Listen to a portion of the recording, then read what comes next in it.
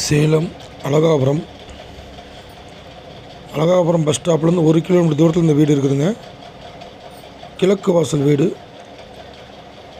நல்ல தண்ணி உப்பு தண்ணி இருக்குது.